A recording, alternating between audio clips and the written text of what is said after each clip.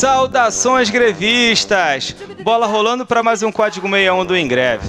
Eu sou o Alan Modesto e esse é o podcast dos professores pseudo-atletas da Baixada Fluminense. Falamos por aqui de futebol, política e, é claro, educação. Chegamos à partida de número 72. Sigam o Ingreve nas redes sociais, curtam o Código 61 no seu tocador de podcast preferido e espalhem a palavra. Espalhe a palavra. Começando a nossa partida aqui, e vou chamar o nosso camarada Dida, que estava ausente da última partida. Dida, você faltou o último episódio, o Caxias perdeu, hoje você está presente. Como se saiu o tricolor da Baixada?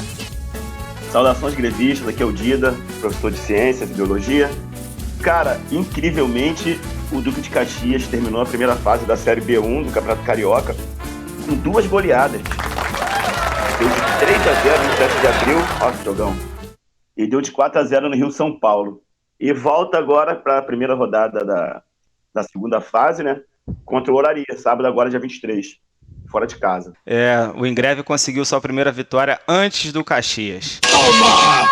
R9, chega mais, meu camarada. 1-0 sobre o CAP no tapetinho. A vaga da Libertadores está mais próxima? Fala, galera. R9 na área, professor de matemática e fazedor de gols do Ingreve. Cara, eu não sei nem mais o que pensar sobre o Colossal, cara. Eu tava animado, no último programa eu tava muito animado, mas aí a gente acabou tropeçando aí durante 3 jogos, e aí agora a gente deu o ar da graça novamente contra o CAP, né, que já tá virando freguês, né, a gente ganhou lá ano passado e esse ano, o detalhe é que foi com gol contra ano passado e gol contra esse ano. Pelas barbas do profeta! Cara, eu acho que vai pegar a Libertadores, mas vai pegar em 9º lugar, pra ser aquele campeão, tipo a Itália em Copa do Mundo, que sempre pega a última vaguinha lá na fase de grupos, ninguém dá nada e, porra, vai lá aos trancos e barrancos e aparece um Rossi da vida lá, um Adriano Magrão, de 97, e mete gol do título, campeão da Libertadores. Isso é maconha. Tô achando que vai ser coisa desse tipo ano que vem. Muito bom, eu gosto dessa sua animação, R9. Newton, tá contigo agora, meu camarada. Quanto você investiu no fan token do Flamengo? Quando o Ingreve abrir o seu, você vai contribuir também? Saudações, pessoal, saudações rubro-negras e auricelestes, Newton falando. Olha só, Alan, o toque do Flamengo ficou difícil de investir porque ele esgotou em 12 minutos. Eu estava dormindo, na verdade, quando o Flamengo disponibilizou isso. Quando eu acordei já tinha acabado, cara. Porque nós estamos em outro patamar. Esgotou em 12 minutos, foi 1,5 milhão de tokens, o criptoativo que o Flamengo está investindo, uma receita alternativa para o clube. Afinal de contas, você não chega a 1 bilhão de receitas em época de pandemia, sem bilheteria, à toa, né? Atenção, Paulo Guedes! Tem que ter receitas alternativas. E assim, o pessoal que está no Flamengo, se tem uma coisa que eles sabem fazer bem, é dinheiro, né? Vacilam muito, né? Mas dinheiro eles sabem fazer. Nós estamos criando um monstro. Então, não deu tempo. O criptoativo do Ingreve dá para participar. Eu acredito que vai gerar... deve esgotar em pouco tempo também, espero que esgote em pouco tempo também, mas eu acho que vai dar para participar. Em relação ao Flamengo, só você não tocou no assunto, mas eu queria dizer para o torcedor rubro-negro para não desanimar no Brasileirão. Porque nós vamos brincar no Campeonato Brasileiro. Você vê o copo meio cheio, nós diminuímos para 1 ponto a diferença. Entendeu? Muito bom. E segue aquela tradição do Flamengo em véspera de jogo mata-mata fazer jogos horríveis, né? Com o Renato é sempre assim. Exatamente, tá virando marca. Bom, sobre o fan token do Ingreve, a gente tem que aproveitar aí o abono salarial do governo do estado e pegar essa galera urgentemente antes que acabem. Com foto Cadu, ou sem foto? Sem foto de nota fiscal. Cadu, quero saber o seguinte, a volta da torcida em São Januário vai ser um fator preponderante para a subida do Vascão? Salve, salve, galera, Cadu na área representando o Vascão do Roberto Dinamite, que vai virar estátua. 190 mil arrecadados pela torcida em 6 horas. Atenção, Paulo Guedes! Essa torcida é fantástica, a gente tira a força, sabe de lá de onde. É isso, Alan. A torcida que consegue arrecadar 190 mil em 6 horas é ela que tá levando o Vasco. Não é o Diniz, não é o Nenê, é a torcida, como sempre, na hora do sufoco. O Vasco sobe, né? O Vasco gosta daqueles jogos mortais, né? Aqueles jogos perigosos. Tipo, quando teu despertador toca, aí tu, não, vou tirar um cochilo sem função soneca. Eu gosto disso. Isso é perigoso, isso é radical. Eu gosto disso. O Vasco, pra subir, vai ser assim, cara. Vai ser um jogo mortal. Mas a torcida tá aí. O Vasco sobe, ponto. O respeito voltou. Ponto. Achei ótima a comparação. Muito bom. O Bruno, sem função soneca, o novo dono do Newcastle disse que pretende comprar um time brasileiro. Botafogo tem as cores ali do Newcastle. Você aceitaria, aprovaria ter um dono assim? Fala galera, muito bom dia, boa tarde ou boa noite. Aqui quem fala é Bruno Pereira, torcedor do Glorioso Alvinegro, professor de matemática e grevista. Jamais aceitaria. É mentira! Sem condições, eu já falei aqui. Se virar clube empresa ou clube de fundo de investimento, eu torço somente pro Ingreve. Grevista da rodada, porra. E lembrando que ontem seria o aniversário de 88 anos de Garrincha. A família fala que é o dia 18, mas existem o registro no cartório é dia 28 de outubro, mas seria 88 anos do maior jogador de todos os tempos. Botafogo soltou uma nota dizendo que o Garrincha é tão especial que merece 2 datas de comemoração de seu aniversário. É disso que o povo gosta, Gerson! Bom, galera, voltamos aqui depois de uma semana de folga, decorrência do feriado. E no próximo sábado, o Ingreve vai enfrentar um clássico, vai enfrentar um adversário clássico, que é o Boldo. Que o Boldo bom, mano. E aí a gente convidou o Pedro Antônio para representar aqui o Boldo e trocar uma ideia com a gente. Então, Pedro, vou começar com a nossa pergunta protocolar. Eu quero que você se apresente para os nossos ouvintes, que em geral são os nossos alunos, alguns times da várzea que enfrentam o Ingreve. Quem é o Pedro Antônio? E também queria que você me contasse um pouquinho quem é o Boldo, o que é o Boldo. Conta para essa galera aí. Salve, pessoal. Prazerzaço estar participando do Código 61. Cara, eu sou um advogado, futuro historiador, e sempre trabalhei, escrevi direitos humanos, sou militante também de direitos humanos. Tô no Boldo, caraca, já vai fazer 13 anos que eu comecei a jogar pelo Boldo. O Boldo é um time de amigos, né? Sempre foi isso. Juntou principalmente 2 times de pelada, o próprio Boldo e o Esquadrilha da Fumaça, times que a gente começou a jogar junto, né? No aterro e tudo. Muita gente estudou junto em colégio, no CAP-UFRJ, principalmente, gente do São Vicente, Pedro II, SEAT, etc. E, cara, mais de 15 anos juntos, essa galera se conhecendo. Hoje em dia, um já é padrinho do filho do outro, já virou um negócio. Aquela galera que acha que futebol é besteira, né, cara? Eu, sinceramente, sempre penso nisso. Assim, um grupo de amigos unidos pra caralho, juntos há muito tempo. E é isso, com o Boldo hoje foi para sua 4ª participação, né, 2020, no Barbotão, foi quando a gente conheceu o Ingreve, né? Que a gente admira pra caralho, que a gente considera nossos parceiros. Sempre jogões com o Ingreve. E acho que temos aí, se juntar as nossas, pelo menos essas 3 participações, né? 2020 não acabou interrompido pela pandemia, né? Mas as 3 participações são os melhores times do campeonato. Acho que nos 2 primeiros anos da nossa participação, 18 e 19, ou 17 e 18, fomos o principal time, o melhor time da primeira fase. Em 2019, fomos o 2º melhor time da primeira fase, se não me engano. 2 vezes a defesa menos vazada do campeonato e 2 vezes 3º lugar, uma vez vice-campeão, né? Com todo aquele imbróglio do campeonato de 2019, né? Que acabou sem campeão.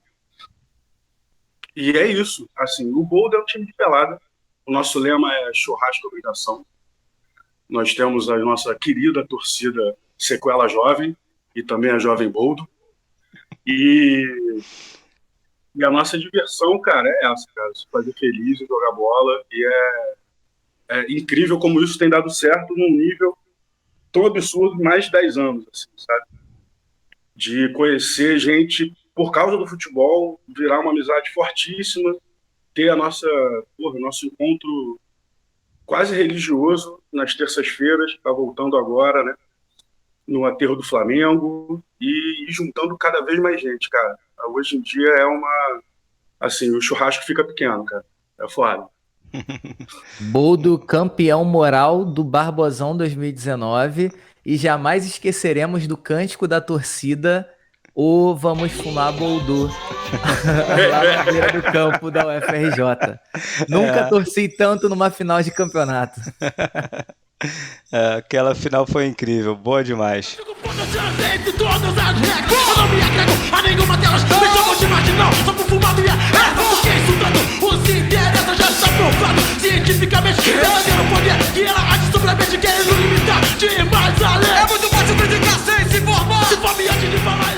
Fala, Pedro. Tudo bem, Pedro? Então, Pedro, eu vou te fazer uma pergunta pela tua introdução aí. Você falou que o Boldo é a fusão entre o próprio Boldo, o Esquadrilha da Fumaça, tem uma torcida chamada Sequela Jovem e canta, como é que você falou agora? Canta o Vamos Fumar Boldo. Então eu vou ter que te fazer uma pergunta sobre campanha antiproibicionista, correto? Então, é por aí mesmo? Sim? É por aí, cara. A gente tem dois temas, dois mitos fundadores, né? Um é esse, que liga a gente a essa erva sagrada, e o outro é que a gente jogou uma vez, a gente tinha um jogo, a gente encheu a cara antes, e depois foi na base do chá de boldo, cara, pra gente conseguir jogar. Mas, enfim... Então... Mas tem a ver, cara, a gente é um time politizado, né? Acho que tem isso como uma parte de virar amigo, né? Time de amigo tem também essa coincidência política, essa coincidência de história de vida e tudo. Sem dúvida, eu sou um time antiproibicionista, principalmente no sentido de guerra aos pobres, né? A parte de baixo de guerra aos pobres. A minha pergunta era justamente sobre isso, esse lance da política antiproibicionista, né, cara, no Brasil, como é que ela tá, quais são as possibilidades, né, cara, pro Brasil, e se, justamente isso que eu ia te perguntar, se isso é uma forma de você criminalizar as autoridades, né, de criminalizar a pobreza. Assim, é chato falar, cara, e essa posição que eu tô é um pouco desconfortável por causa disso, né, falar por tanta gente, né. Mas todos ali têm senso crítico, tem uma parceria nesse sentido, e entendem que o principal da guerra às drogas não é só aquela visão liberal de deixa eu fumar o meu baseado, ou deixa eu fazer isso, que há toda uma política de Estado por trás, que é a política de Estado que, no final das contas, né, pesa no corpo negro, pesa no corpo periférico, pesa na violência de Estado e pesa também numa forma de ganhar dinheiro, de gerar dinheiro, que beneficia alguns poucos, por exemplo, milícias, grandes traficantes, etc. Então, a pauta antiproibicionista, ela não precisa ser necessariamente alguma coisa que veja só a parte da comercialização, né, da maconha ou de outras drogas. Muitos eu acho que são antiproibicionistas só por enxergar que a guerra às drogas é, na verdade, uma guerra aos pobres, né? A guerra às drogas é uma forma de você aprofundar e tornar mais poderoso um Estado repressor, né? Então, eu acho que nesse sentido pode-se dizer que todos ali do Boldo têm senso crítico e são antiproibicionistas. No Brasil hoje, né, é muito complicado cada vez mais falar sobre temas espinhosos, né, que envolvem mudanças e que envolvem críticas a setores poderosos da sociedade, né, inclusive pela parte dos costumes, né. Por isso que eu também tomo esse cuidado de fazer ressalva que eu estou falando por muita gente aqui, mas não quero representá-los a todos, né. Eu acho que o avanço que a gente conseguiu ter nos últimos tempos aqui no Brasil é mais na parte da maconha medicinal, né? E isso tem sido um avanço até da minha parte, eu acho surpreendente, assim, né? Tem ainda, vai ter sempre os Marter da vida, vai ter sempre alguém assim contra, mas eu acho que isso tem caminhado, né? E eu, na minha trajetória, eu fui assessor parlamentar do Renato Cinco, que é uma figura histórica, né, de defesa da legalização da maconha, da legalização das drogas, da marcha da maconha, né? Sempre teve, desde o primeiro ano, esse lema de baixa de guerra aos pobres, né? E que tem também como um caso no STF principal, talvez um dos principais casos da história do STF de julgamento de liberdade de expressão tenha sido a liberação da marcha da maconha, né? A permissão de que a marcha da maconha aconteça. E tive ali também uma aula nesse sentido, né, no mandato com combativo, etc., que também tem visões políticas que muitos não concordam, eu mesmo que trabalhei lá não concordo, mas muito eu concordo, na grande maioria. E foi uma aula trabalhar com eles, assim, nesse sentido, cara, de quão defasado ainda estamos na pauta antiproibicionista, sabe? Inclusive, o Renato, ele foi preso, se não me engano, 2 vezes, né? Por panfletagem, não foi isso? Teve isso. Não sei como foi a prisão propriamente dita, eu não estava trabalhando ainda com ele. Pouco antes de eu entrar, teve uma situação estranhíssima de que invadiram o gabinete dele dentro da Câmara dos Vereadores à procura de, obviamente, de drogas, etc., não acharam nada. Mas isso, para quem trabalhou na Câmara, é uma coisa absurda. Assim, invadirem um gabinete e revistarem os assessores que estão lá dentro, um negócio absurdo. E aconteceu com eles, e teve toda a briga no STF pela realização ou não da marcha da maconha, que acabou sendo uma decisão do STF muito importante nessa parte de liberdade de expressão. Assim. Eu acho que é a principal decisão do STF nesse sentido até hoje. Até porque o uso da maconha pode ser terapêutico, né, cara? Recreativo, religioso, né? Tem vários... As pessoas usam de várias formas, né? E talvez essa guerra às drogas... você vê as ocupações que tiveram, né? As ocupações, né, nas favelas, até a própria UPP, né? Para que serve isso? É o discurso de recuperação de território, né? Isso funcionou? No meu ponto de vista, essa proibição é totalmente ineficaz. Não funciona. É isso?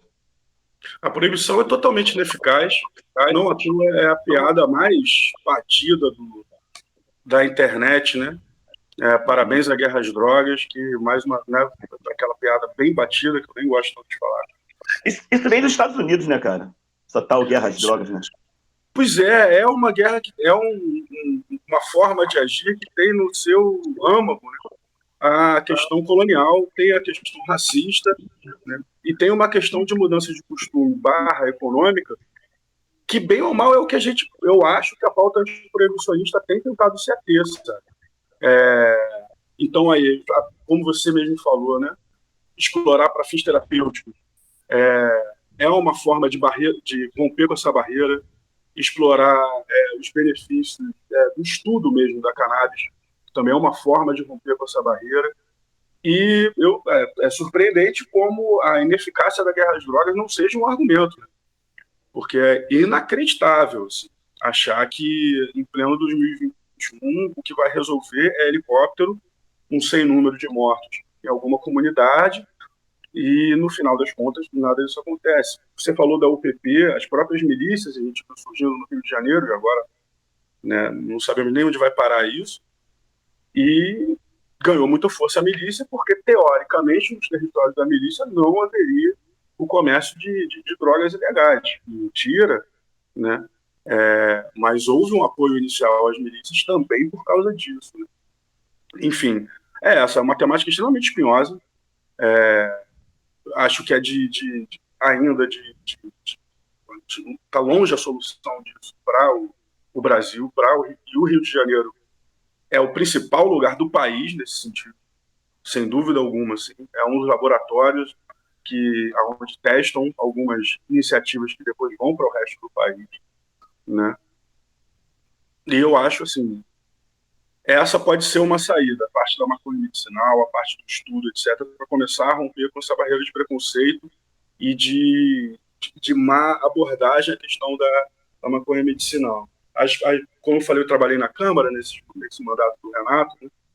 E alguns dos momentos mais interessantes era quando iam as mães junto com os filhos com crise de epilepsia ou qualquer outro tipo de doença que já tem o canabidiol ou qualquer outra relação com derivados da maconha como uma solução, né, para as crises, para a dor, como uma solução de tratamento. E era bem chocante, assim, porque aí te passa um pouco aquilo que eu tentei falar um pouco antes, assim, que eu não quero falar pelo boldo como um todo, etc. Eu acho que a pauta antiproibicionista, você não necessariamente precisa estar centrado na questão do uso recreativo da maconha. Então a gente tem membros do boldo que não fumam. Eu mesmo já fumei, hoje em dia mal considero um maconheiro, alguma coisa assim, entendeu? Então não é não é obrigatório para você ser antiproibicionista você ser consumidor recreativo da droga, entendeu? Justamente. E essas mães não eram, de forma nenhuma. O que estava ali em debate não era o uso recreativo. E justamente. Você pode ver que nos discursos contrários ao estudo ou à legalização da maconha, etc., você sempre vai ter como pauta vamos perder a nossa juventude, aquele discurso mais reacionário que parece que foi vindo da década de 20 nos Estados Unidos, sabe? Aquele discurso bem básico, moralista, né, e preconceituoso de uma sociedade elitista, na verdade, né, e mal informada, né, elitista e ignorante. Quem é que joga fumaça pro alto? Chega na cena e toma de assalto.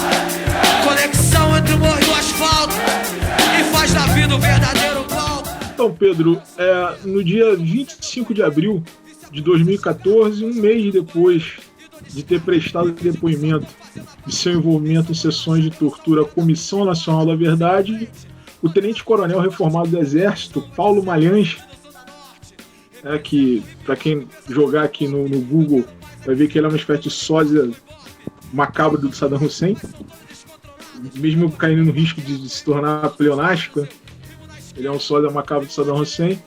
Ele foi encontrado morto na casa dele, num sítio que ele tinha em Nova Iguaçu, na nossa gloriosa Baixada Fluminense. É impressionante como esse pessoal sempre para na Baixada, né? Um dos atiradores lá do Getúlio também vive, não sei se ainda está vivo, na Baixada durante muito tempo. Foram encontrar, ele foi morto asfixiado, né? Ele foi rendido com a esposa e o caseiro, e a pessoa livrou a cara da esposa e do caseiro, foi só nele, o assassinou, levou dele umas armas que ele tinha em casa, uma impressora e um computador. Eu queria que você colocasse aí para a galera a tua participação, né, o teu envolvimento com a Comissão da Verdade, em que níveis eles aconteceram, detalhasse para a gente um pouco dessa passagem aí e falasse sobre a importância do depoimento do Paulo Malhães, do tenente-coronel, e de um outro personagem também que escreveu na verdade ele não escreveu, né? O livro foi baseado nos depoimentos dele, que foi o Cláudio Guerra, que hoje é pastor evangélico. Silêncio. Pausa dramática. Amém. Ele é pastor evangélico, cumpre pena, chegou a ser condenado por algum tipo de crime e está aí num desses regimes, né, que o cara fica aí. Tem até trabalhos sociais, o Cláudio Guerra, mas assim, foi um dos maiores, se não o maior, matador do regime militar. Ele era delegado de Polícia Civil e, baseado nos depoimentos dele, 2 jornalistas publicaram um livro chamado Memória de uma Guerra Suja. É um excelente livro, né, que é baseado nos depoimentos do Cláudio Guerra. Então são 2 personagens, a meu ver, que acompanham um pouco da Comissão da Verdade, são 2 personagens assim principais e que na verdade é uma teoria minha, né? Toda essa problemática ela surge na Comissão da Verdade, a problemática pela qual nós estamos passando. Quando no governo Dilma surge a Comissão da Verdade, ali existe a semente do neofascismo, a semente da extrema-direita brasileira brotando, o pessoal saindo do armário, o pessoal falando assim, não, peraí, agora estão mexendo com a gente, agora nós vamos temos que ir para o confronto. E aí surgem esses personagens, né, que estão aí povoando, infelizmente, o nosso cotidiano. Então é contigo, Pedro. Fala aí pra gente desse teu envolvimento. Boa. Bom, primeiro falar sobre comissões da verdade, né? Aqui no Brasil a gente tem uma coisa interessante em relação às comissões da verdade, porque a gente teve várias comissões da verdade, né? Então a minha participação foi como assessor da Comissão da Verdade do Rio de Janeiro, do Estado do Rio de Janeiro. Aqui a gente teve Comissão Nacional da Verdade, comissões estaduais, comissões da verdade ligadas a casas legislativas, Câmara de Vereadores, a Alesp, por exemplo, lá em São Paulo, Assembleia Legislativa de São Paulo. Tivemos comissões da verdade ligadas à universidade, inclusive continua ativa até hoje a Comissão da Verdade da UFRJ, se não me engano tem uma na Rural também, no Rio de Janeiro. Tivemos comissões da verdade ligadas a setores, por exemplo, setores de trabalho, né, classes de trabalho, por exemplo, dos jornalistas, Comissão da Verdade dos jornalistas aqui no Rio de Janeiro, mas não só. Tivemos uma comissão do âmbito nacional, da Comissão da Verdade Camponesa, tratando especificamente dos conflitos agrários, conflitos no campo. Então, a Comissão da Verdade, ela faz parte do que a gente chama de justiça de transição, né? Justiça de transição é um tema relativamente novo dentro desse âmbito, desse mundo que são os direitos humanos, o mundo dos direitos humanos. E a justiça de transição, ela é uma iniciativa para uma tentativa de reconciliação depois de períodos de guerra civil, depois de períodos de ditadura, períodos de autoritários e de graves violações de direitos humanos que ocorreram de forma sistemática, né? Então, um dos exemplos mais clássicos de justiça de transição foi o que aconteceu na África do Sul, depois do Apartheid. Quer dizer, você teve julgamentos, você teve uma série de intervenções dentro da nacionalidade, dentro do Estado sul-africano. Você teve uma Comissão da Verdade e Reconciliação da África do Sul. Então você tem aí o lema de quem milita, né, nessa causa é o nunca mais, né? Então a ideia de que aquilo nunca mais volte a acontecer. E parte de que isso não acontece são as mudanças institucionais, são mudanças dentro do Estado e também a construção e a revisão de acontecimentos históricos. Como assim a revisão, né? A Comissão da Verdade é um exemplo. Ela pega na parte da memória. Se a gente separasse memória, verdade, justiça, a Comissão da Verdade consegue trabalhar com essa parte da memória, da verdade e justiça ao mesmo tempo. Uma Comissão da Verdade, ela existe para e pela e por causa das vítimas da ditadura. Então é hora de dar uma voz, é um momento que se consegue dar uma voz para as vítimas da ditadura, que se consegue investigar de novo fatos que aconteceram dentro da ditadura militar. Bom, então é isso. Como funcionou a Comissão da Verdade aqui no Brasil, né? A gente teve essas várias comissões. Infelizmente, cada uma dessas comissões trabalhou de forma bem desorganizada, né? Não houve uma cooperação como você pode esperar de tantas comissões, tantos estados e tantos municípios no país tão grande, devendo tanto a essa pauta da transição, né? Ela é... Por que não houve? Comissão da Verdade. Por que não houve? Por que não houve essa cooperação? Pois é, isso é uma questão de... As comissões da verdade, elas têm vários motivos, né? As comissões da verdade, elas têm um tempo de funcionamento, né? Isso é bem-vindo dentro da ótica dos direitos humanos, da justiça da transição, para que ela exista durante o período, faça o seu trabalho, depois encerre seus trabalhos e proponha mudanças, né? Nas políticas públicas, mudanças, contribui pedagogicamente para o que aconteceu, para contar a história do que aconteceu durante a ditadura ou durante esse momento de interrupção institucional, né, de crise democrática.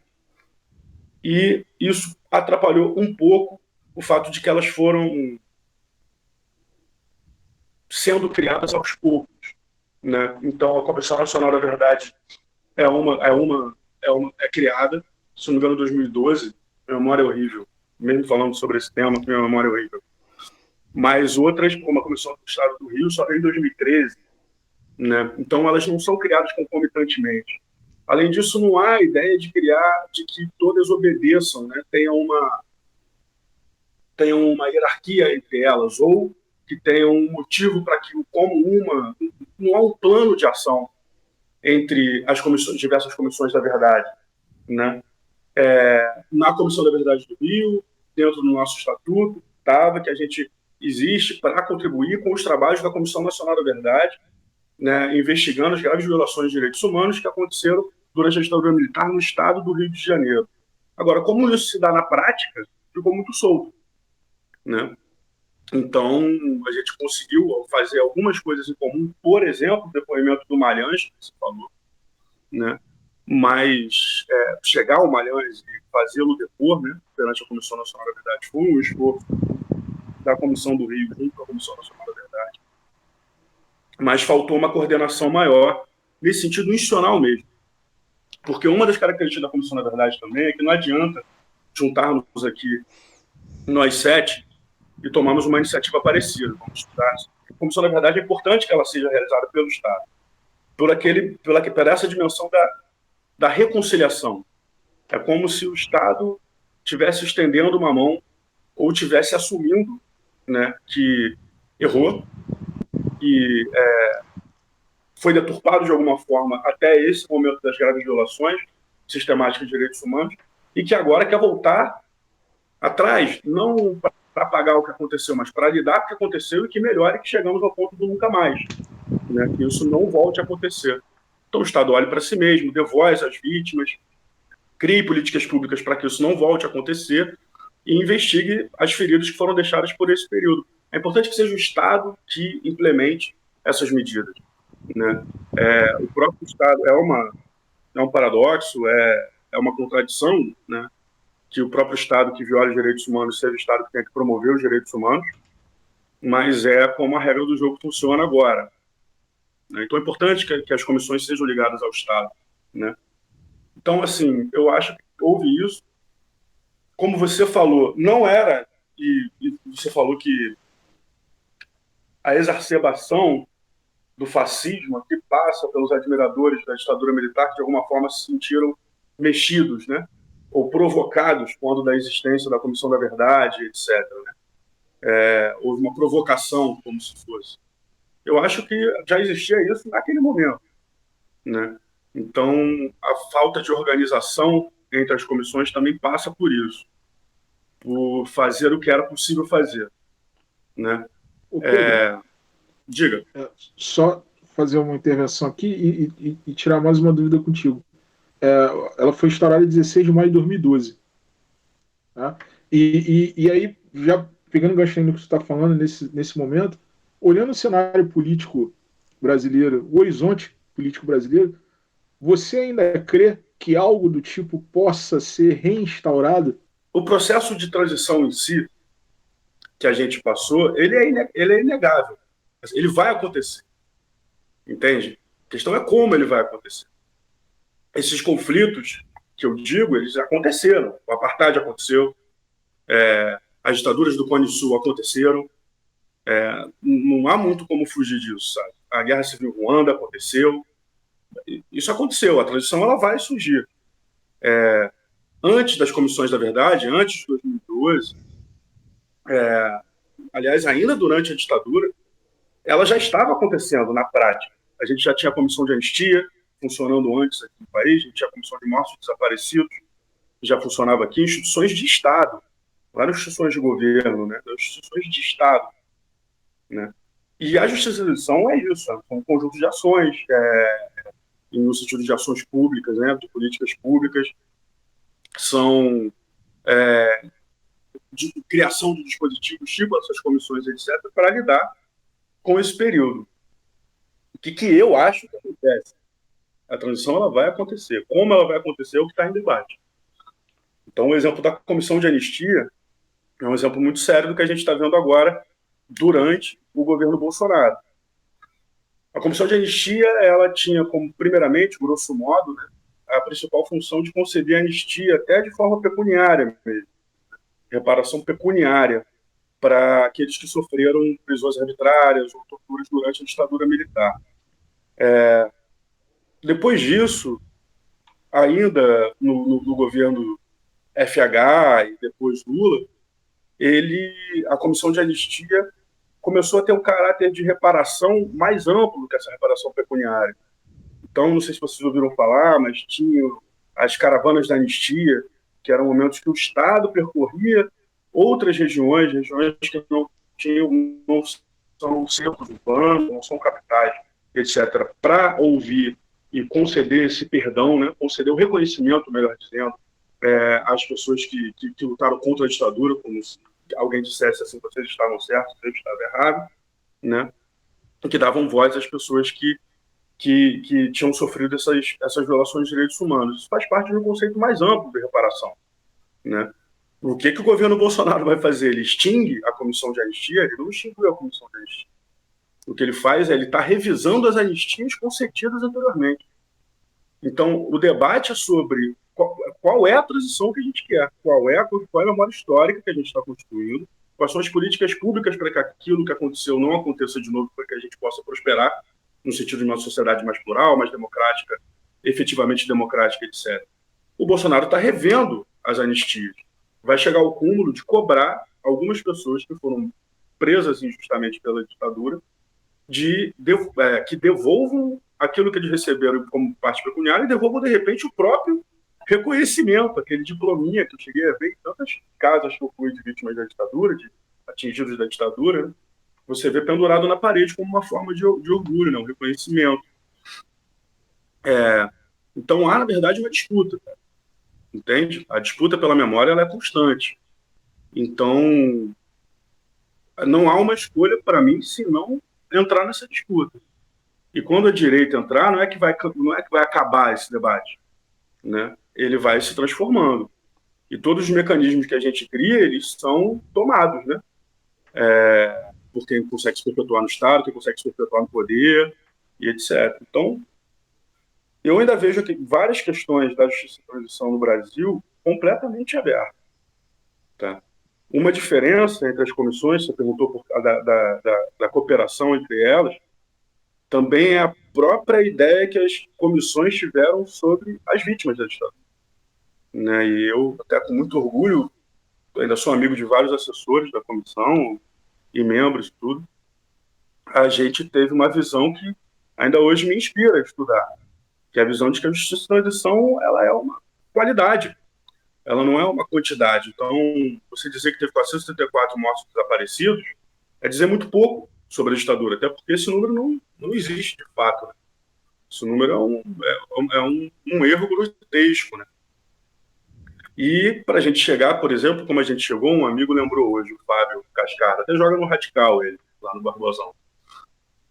Lembrou que quando a gente escreveu o nosso relatório final, o relatório final da Comissão Estadual do Rio, uma das nossas recomendações era que a instituição especial, a Comissão Especial dos Mortos e Desaparecidos, tivesse que atualizar as vítimas fatais da ditadura militar, incorporando entre elas setores sociais até então negligenciados ou pouco contemplados. Por exemplo, as pessoas em situação de rua, os presidiários, os camponeses, os operários, os indígenas e outros grupos oprimidos por questões éticas, religiosas e de gênero. Eu ainda acrescentaria sexuais também. Então, hoje o debate é entender que a ditadura militar não foi atrás de comunista, cara.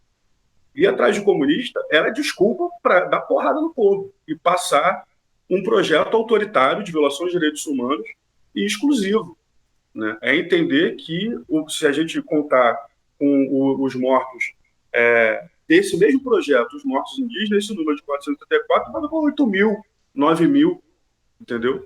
Números já comprovados. Então, a briga, eu acho, por um lado, pela justiça de transição, é ampliar a ideia de vítimas da ditadura, ampliar a ideia do que foi a ditadura, né? E, por outro lado, no momento é o que resta para a gente, é impedir que esses canalhas transformem mecanismos que foram construídos com tanta dor, com tanto sofrimento e com tanto tempo de luta, em mecanismos que são contraproducentes para essa pauta dos direitos humanos. Né? Eu vejo um momento histórico na época das comissões, né, da comissão, na verdade, de todas que a acompanharam, um momento histórico fundamental, porque até então você tinha a menção só em documentos específicos, em áreas específicas de determinados personagens. E com as comissões, alguns nomes surgiram para o grande público. De repente, esses caras estavam com foto no jornal, estavam com nome, sobrenome e patente no jornal. Tá entendendo? Tava ali pro povão, tava no internet, tava no Google, tava lá, jogava na imagem, tu viu o cara. E esses caras estavam completamente obscuros, estavam completamente escondidos. E você tem um momento de justiça transitória, como você colocou aí, né, um termo mais técnico, que é comandado por uma pessoa que estava no executivo que era uma ex-guerrilheira. Né? Então, assim, o próprio Paulo Malhães, né, o tenente-coronel que foi assassinado lá, né, depois do depoimento dele na comissão, ele era um cara que ninguém conhecia. Pô. Ninguém conhecia. Talvez só os historiadores, o pessoal mais especializado ali na área, talvez tivesse conhecimento, mas o grande público não conhecia esse cara. E de repente o cara estava no Jornal Nacional, falando, citando nomes e falando de tortura. O próprio Ustra, que chegou a ser citado também. Né? Inclusive depois, né? O Ustra depois na Comissão Nacional, se eu não me engano. Ele chegou depois, foi antes da morte dele. O Ustra já tinha sido condenado na esfera civil por torturas. Já tinha aparecido antes, já tinha dado depoimento. Mas ele chegou a ser convocado pela Comissão da Verdade, não chegou? Não sei se ele foi, mas ele chegou a ser convocado. Chegou sim, mas ele chegou a dar depoimento anteriormente para alguma casa legislativa. Eu acho que é a Leste, São Paulo, não sei. Sim, e aí anos depois você tem lá o futuro presidente do Brasil louvando o cara, né, no plenário. Quer dizer, é um encadeamento de fatos que funciona quase como um relógio, né? Assim, uma coisa vai puxando e vai encadeando a outra, e vai puxando a outra, até que nós chegarmos nesse momento. E talvez daqui a algum tempo, CPI à parte, nós tenhamos uma justiça transitória para a pandemia, né? Para o que foi praticado na pandemia. Vai completar? É porque eu acho que porque eu acabei não falando do Malhães e do Cláudio Guerra, que são algumas pessoas que conseguem a atenção da mídia, e isso é importante. A gente precisa também enxergar o caráter pedagógico dessas iniciativas todas, de trazer isso à tona, como você falou, de botar esses caras nos jornais, de trazer eles, vocês são todos professores, de trazer eles, de repente, de uma forma mais palpável para dentro das salas de aula, para uma mesa de bar, quando as pessoas estiverem conversando, dane-se, né? Que traga isso como uma parte presente da história do país ainda. Né? O Paulo Malhães, o Furiosa, ele era um militar de alta patente, né, relativamente alta patente, coronel. Ele tinha sumido do radar, ele estava morando em algum lugar aí da Baixada, porque ele continuou matando gente, a verdade é essa. Ele é responsável pela criação da casa, um dos responsáveis pela criação da Casa da Morte de Petrópolis, né, que é um lugar que está para ser memorializado. A Casa da Morte de Petrópolis matou todos os militantes que passaram por lá, todos que prenderam, menos uma pessoa, a Inês Etienne, né, que faleceu outro dia, que tem um outro caso muito estranho envolvendo a Inês, que é que ela foi num suposto assalto em casa, ela sofreu uma lesão na cabeça, ficou muito tempo muito mal por causa disso, mas ela estava nesse depoimento do Paulo Malhães, ela estava lá. E a gente só sabe da existência da Casa da Morte por causa da Inês Etienne. Esse cara criou um aparelho clandestino de tortura e execução e desaparecimento, a Casa da Morte de Petrópolis, que só tem uma sobrevivente. É uma história bem pesada. O Cláudio Guerra, graças a ele, discute-se se os mortos e desaparecidos do Rio de Janeiro, por exemplo, foram incinerados, os corpos deles foram incinerados na usina de Cambaíba. Né? Então, assim, eles deixam alguns fios soltos para que a gente possa ir atrás e tentar desvendar o que realmente aconteceu. Né? Foram dois casos bem emblemáticos, e eu coloco só aí uma dúvida sobre ambos, tá? Que ambos são forças eram parte da repressão. Então, eu acho que mesmo hoje em dia, você ouvir o que eles têm a dizer e tratar aquilo como verdade é muito complicado. É a mesma coisa quando você faz uma pesquisa numa fonte documental e é uma fonte de documental da polícia. do DOPS, ou seja, quem está te dizendo aquilo, quem está escrevendo aquela fonte, aquele documento, é um membro da repressão. Né? Então, isso tem que ser levado em consideração, acho que principalmente no caso do pastor Cláudio Guerra. Né? Mas, enfim, é isso.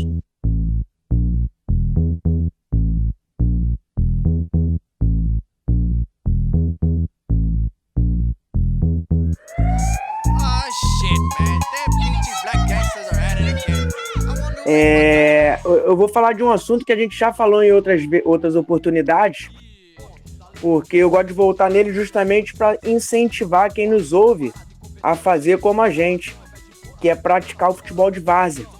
Porque o futebol, de uma maneira geral, ele é um ambiente extremamente machista, né?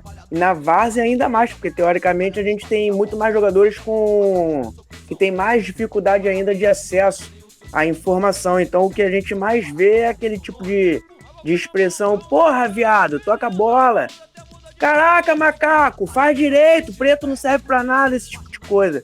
O que eu tô querendo dizer? Que essa galera que tem mais dificuldade de acesso à informação, ela, teoricamente, ela tem também o preconceito mais enraizado. E aí o futebol de várzea praticado pelo Ingreve e pelo Boldo e por outros times que participam do Barbosão, ele traz consigo o debate sobre esse tipo de assunto na mesa de bar, como você falou aí alguns minutos atrás. Então eu queria saber a sua opinião, Pedro, com relação a isso.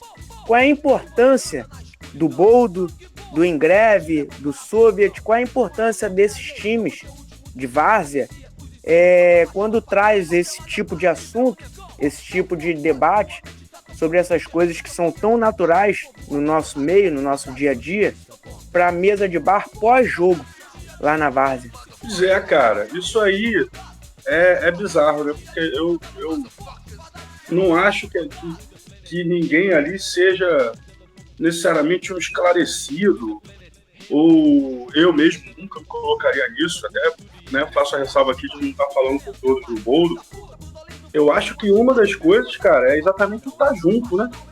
É o de viver isso junto, coletivamente, e colocar essas coisas em discussão na sua turma, nos seus amigos do colégio, nos seus amigos do futebol de várzea, etc. E eu que já fiz muito desses xingamentos aí que você falou, assim, bem tranquilo quando eu era mais novo, hoje em dia me ligar que é patético falar alguma coisa assim, e que na verdade não quer dizer nada, diz muito mais sobre a mentalidade de quem pronuncia isso do que quem, né, contra quem está sendo pronunciado. Eu acho que o futebol de várzea ele torna um pouco mais presente pra gente, né, cara? Uma parada de viver as coisas coletivamente, né? De dividir, inclusive, esse sonho de garoto que quer jogar bola, né, cara? De ter algum momento ali que você dá aquele carrinho e você é o próprio Juan, zagueiro do Flamengo, um dos melhores que já jogou no Maracanã na história, ou que você entorta um amiguinho seu e a galera lá de fora manda aquele Iau! E você fala, porra, eu sou o próprio aqui, entendeu? Eu acho que esses debates também servem para isso, assim. Sem dúvida. Para mim, valeu muito a pena conviver com uma galera do Boldo para formar a minha cabeça de hoje. Porque esses assuntos se tornaram presentes na mesa de bar, se tornaram presentes vendo o jogo, etc. E, inclusive, esse próprio papo do xingamento homofóbico, assim, cara, ainda é uma questão, assim, pra gente, porque, pô, a galera, assim, a galera não costuma falar essas coisas, né, cara? Não costuma, assim. Hoje em dia não costuma, aprendeu, etc. Sei lá, evoluiu, não sei. Mas a gente vai encontrar gente que ainda fala, né, cara? E aí é mais fácil abordar isso em grupo, num momento descontraído desse, tal, desconstruir esse negócio, do que, pô, você enfrentar alguém muito louco na rua sozinho, né? Enfim, cria ali um ambiente de amizade, de comunicação privilegiado para falar sobre essas coisas, entendeu?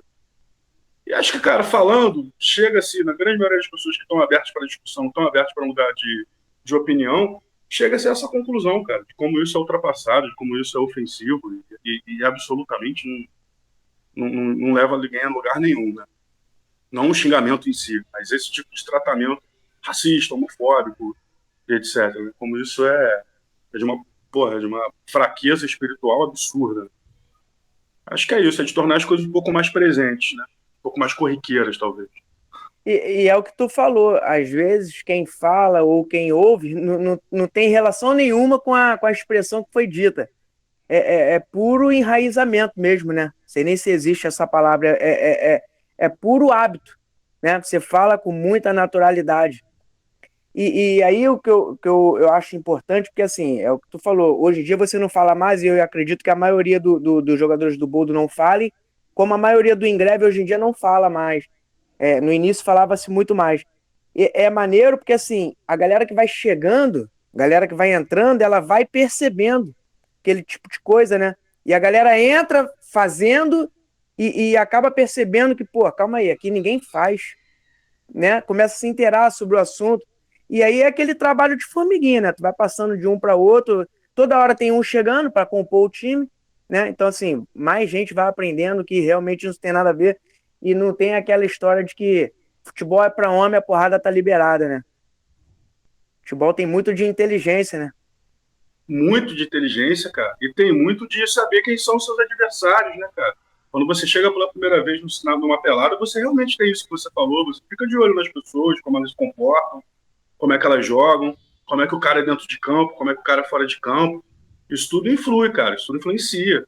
E como eu acho que o Ingreve é, sem dúvida nenhuma, e o Boldo é também, sem dúvida nenhuma, um ambiente que você chega e você quer ficar, porque, porra, a galera joga bola, a galera é gente boa, a galera gosta de estar junto, é amiga, é parceira, faz um churrasco do caralho depois do jogo, sabe? E joga bem. Como você quer ficar lá, você também tenta se adequar, sabe? E aí você começa a questionar isso até de uma forma natural. Agora, a gente não tá nem um pouco livre de cometer essas gafes, não, cara. Teve uma recentemente que a galera falava, torta direito, que eu não entendo até hoje como é que vingou, que é arrombado. Caralho, esse arrombado. Esse arrombado, eu falei, cara, mas como é que como é que essa parada vingou tão fácil, cara? Do nada, geral agora é arrombado, porra. Que isso, cara? Onde é que veio isso? E o bagulho vingou, cara. Vingou, porra. Ficar chamando geral de viado voltou também, mas de uma forma muito mais solta, né? Caralho, viado, tu não sabe onde é que... Porra. Falei, que isso, gente? Quando você vê, os negócios voltam, cara. A expressão arrombada aí me lembrou um episódio do nosso lateral direito, o baiano, Kleber Nascimento, o vulgo baiano. Teve alguém lá no pós-jogo, na hora do churrasco, que cometeu um ato falho e usou uma expressão homofóbica. E aí o baiano levantou irado e falou assim, olha, homofobia, seu arrombado. E assim, ficou muito engraçado a correção dele, né? Ficou maneiro pra cacete. Mas enfim. Rafa, vai continuar ou posso passar pro Cadu? Não, passa pro Cadu, já tá tranquilo. Então vem, Cadu, traz a sua pergunta. Eu pensei que você fosse citar a vírgula preconceituosa do Ingreve, né? Que é o nosso bocha, né?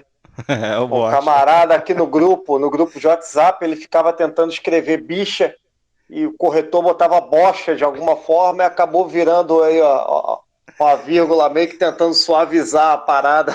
Virou um meme interno. Virou um meme interno. Não, deixa eu só completar essa historinha, Cadu. E aí entrou um rapaz novo, sei lá, em 2019, um garoto novo que a gente botou no time, Filipinho. Um abraço, Felipe. Sempre escuta a gente. E aí, ele vendo lá as figurinhas, bocha, um ou outro chamando o outro de bocha, ele, antes de perguntar a alguém do time, ele foi no Google querer entender o que era bocha, né, cara? Aí depois ele vem no sapatinho. O que significa bocha, professor? Porque eu não consegui achar o significado. Deve ter aparecido aquele joguinho, né, de aposentado, né? Deve ser. Cara, deve ter viajado pra cara. Aí vai, Cadu. Mas vamos lá. Meu camarada, deixa eu aproveitar e pegar um gancho aqui com o Rafa, para a gente falar um pouquinho de futebol profissional, né? Vou fracionar aí a minha pergunta em três momentos, mas assim, a esquerda, evidentemente, ela vive uma crise, né? Foi uma porrada grande, duas, né? Em dois atos, o impeachment e depois você não perdeu nem para alguém de direita de sapatênis, né, cara? Foi para um Bolsonaro, foi uma porrada forte, né, cara? E a gente fica tentando se recuperar, acho que a gente até avançou, e eu acho que nessa a gente acaba procurando referências, né, cara? E teve um episódio que chegou a ser bizarro, de tão bizarro virou hilário, eu ri com aquilo, que foi aquela ameaça que a seleção fez de não participar da Copa América, né, cara? Aquilo foi bizarro demais, né, cara? E enganou gente muito boa, né, cara? Eu fiquei assim, cara, desconfiado. Falei, porra, cara, tem alguma coisa aí, cara, alguma coisa comercial, greve de patrão, alguma merda tem aí. E até o Trajano entrou, né, nessa onda. O Trajano foi lá, porra, cara, é a última chance de eu voltar a torcer pra seleção. No dia seguinte tava ele puto da vida lá, reclamando. Então essa é a minha primeira pergunta. Esse movimento aí faz parte da nossa carência? Que o futebol ele faz parte da sociedade, ele reflete a nossa carência aí de sei lá, de faróis aí a seguir, né? Aí, vou já emendando as outras duas, queria que você falasse a sua referência de jogador fora de campo, a sua referência, assim como o Juninho Pernambucano está para mim no Vasco, quem está para você no Flamengo ou no futebol, né, em questão de posicionamento político. E para encerrar, jogador de Série A é trabalhador? Ao mesmo, porque a gente vê, pelo posicionamento, eles não se enxergam como trabalhadores, né, mano? Mas volta e meia sai um Igor Julião da vida, dando alguns pitacos e tal, esqueci até como é que era o nome do cara do Vasco, que eu torcia pra cacete pra ele, cara. Sei lá o que, Santos, mas foi... Acho que era Alan Santos. Lucas Santos, porra, torci pra caralho por ele, o moleque não vingou. Ô Cadu, do que tu falou aí, teve um episódio agora do Santos, né? Foi a mesma carência, né? Nós vimos acontecer de novo. O Bolsonaro disse que foi barrado lá no jogo do Santos. Eu vi um monte de gente aplaudindo o Santos. Isso mesmo, Santos, que não sei o que lá. Bota pra quebrar mesmo, tem que barrar, que não sei o que lá. Pô, o Santos fez um jogo beneficente e meteu o Bolsonaro a fazer um gol narrado pelo Datena, cara. Há uns meses atrás. Né? Aí depois o Santos emitiu uma nota oficial dizendo assim, olha, ele não veio procurar a gente, não. E se viesse procurar, a gente não ia barrar o presidente, não. A gente liberava de boa. Eu lembrei, cara, um jogador da base do Flamengo, cara. Eu torci tanto com esse moleque. O nome do moleque Max Lene, porra. Porra, todo mundo. Vambora, cara. Esse moleque tem que ser o novo 10 de faixa, mano. Até eu torci, cara. Porra, aí uma entrevista do malandro, o malandro mete, não, isso é coisa da minha mãe, não tem nada a ver com isso. Eu falei, porra, moleque, surfa na onda, cara, aproveita, mas não tem nada a ver. Começou com o Max Lene e terminou com o Nixon. e com o Kennedy. Hoje Kennedy, cara. Eu lembro também do zagueiro Wallace, que apareceu, o Wallace o Leitor, intelectual praticamente. Aí era uma capa, ele lendo, porra, o livro do Marighella. Falei, caralho, casado com a professora, ele, casado com a professora. É do livro do Marighella? Apareceu, tem foto dele com o livro do Marighella. Nessa matéria, dizendo que ele mais gostava de fazer nos momentos de concentração e tal, sei lá. Era ler. Pô, o maluco é bolsonarista. Entendeu? Tipo... Feião, cara. Só citou aqui o glorioso Max Lene, ele está com 21 anos e está na Rússia. Num time chamado Akron, um time da primeira divisão russa. Coisa genial, cara. Foi contratado pelo nome. Eu ainda ia fazer uma piada falando que o Wallace leu o Marighella e não entendeu porra nenhuma, mas aí tu manda essa. Cara. Aí, pô, o que você falou depois dos jogadores com referência fora de campo, né, cara?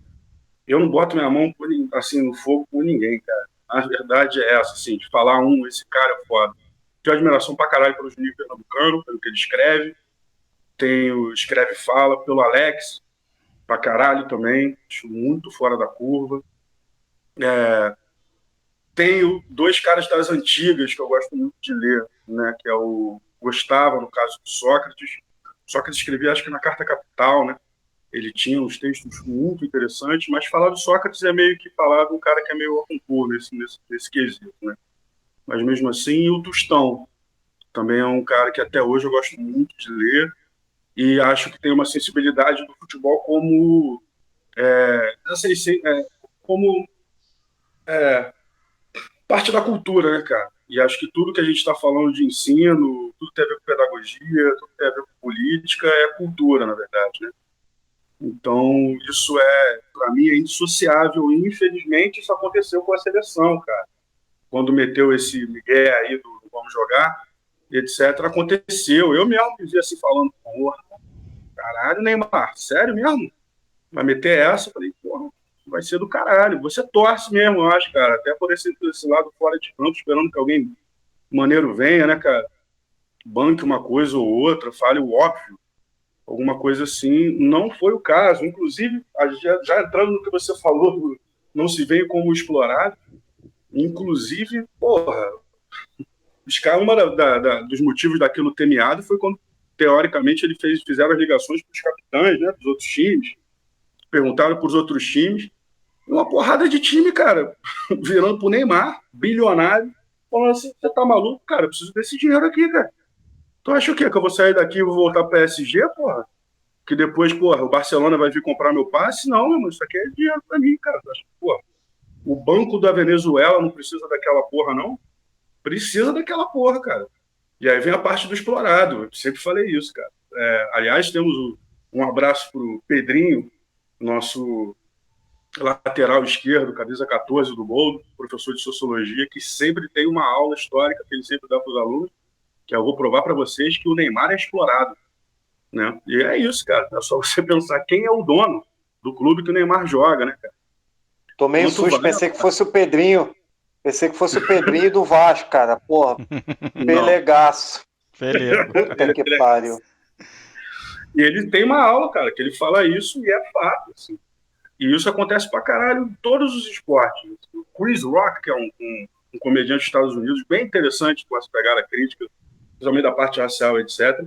Ele faz uma separação que é como se fosse, em inglês é rich e wealthy, seria tipo rico e abastado, alguma coisa assim, sabe? Então, tipo, o jogador da NBA, ele é rico, cara. O dono da franquia da NBA, esse maluco tem dinheiro. Entendeu? Não é o Kevin Durant que tem dinheiro. É o cara que contrata o Kevin Durant que tem dinheiro. Né? Então é isso. A galera não se vê como trabalhador, não. Cara. A galera que ganha muito menos do que ele se vê como trabalhador. Virar trabalhador de alguma forma virou uma espécie de ofensa, cara. Nesse mundo que a gente não tem direitos trabalhistas, não tem segurança de trabalho, não tem dignidade no trabalho, virou quase uma ofensa, né, cara? Agora sei lá, cada um é empreendedor, né? É um contra todos. E todos contra um. E é muito louco, né, cara? É triste isso.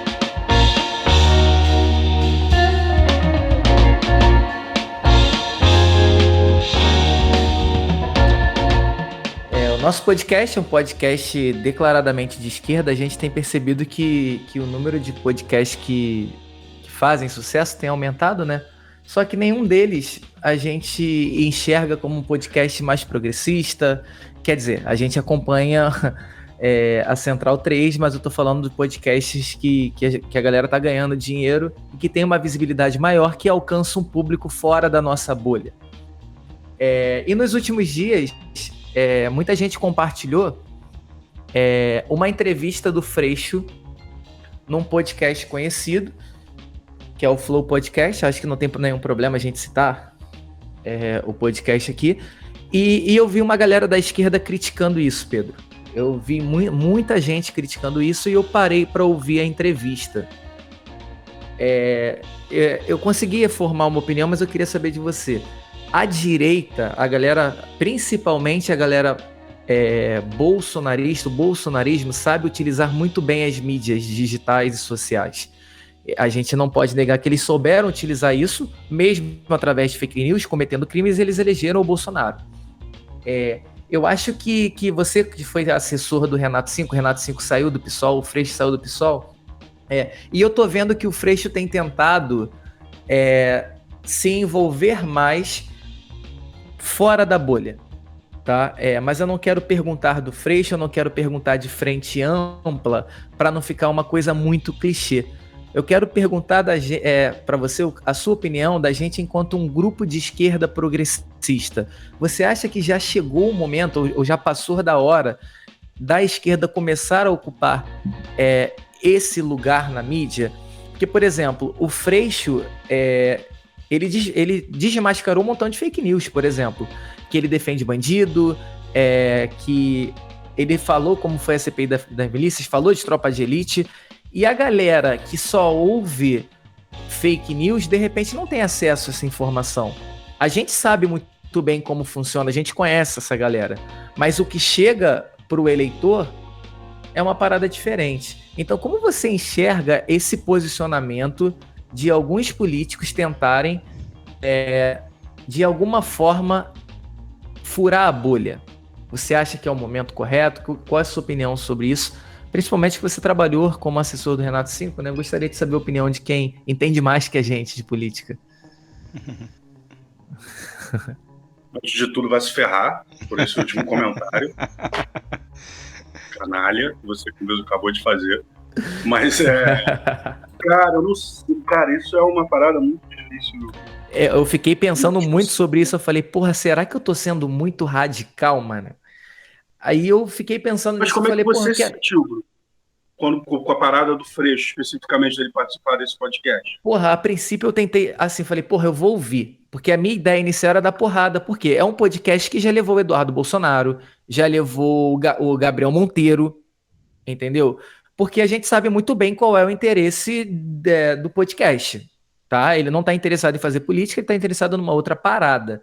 Só que quando eu ouvi, inclusive a galera aqui pode ouvir também, cara, eu fiquei um pouco abalado assim, é aquela mesma ideia da manifestação fora Bolsonaro, sabe? Não foi uma manifestação puxada pela esquerda, a gente deve ir, entendeu? Aí chega lá, vai ter a galera gritando sem partido, sem partido.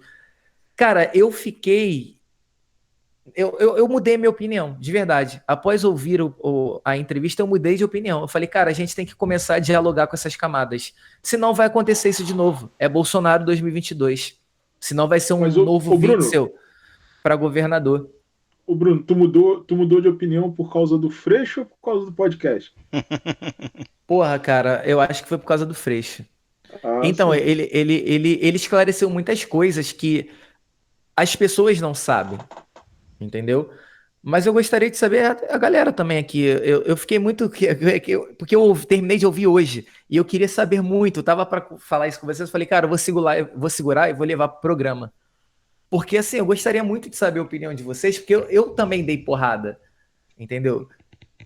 E eu gostaria de saber a opinião. O Freixo com a camisa do Flamengo. O Freixo com a camisa do Flamengo, verdade.